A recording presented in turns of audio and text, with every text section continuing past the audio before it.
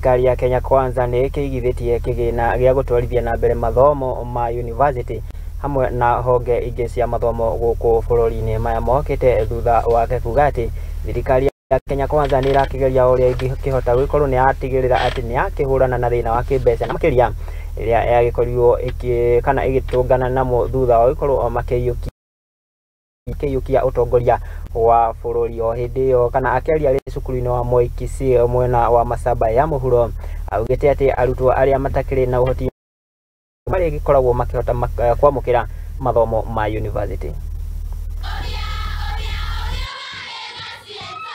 Pamoja na Mheshimiwa Rais wa Jamhuri ya Kenya, wakati amechukua usukani wa nchi yetu ya Kenya, kulikuwa na changamoto mingi, kulikuwa na taabu hasa kwa masomo ya kila aina.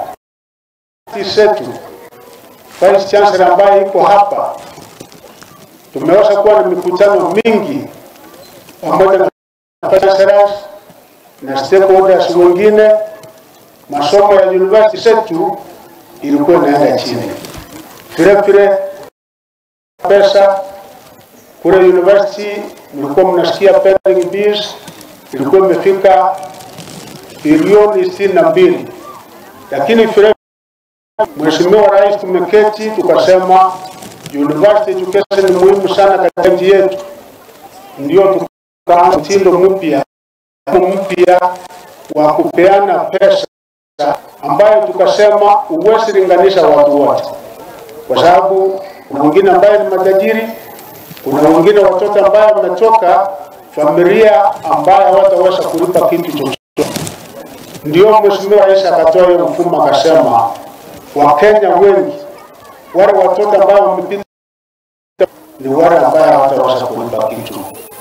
Kwa hivyo wale watoto wamepita kwenda university 100% hakuna kitu ambayo watalipa. Pengine wale watalipa moja mbili, ni mtoto kama wa Machogu ndio atalipa 7.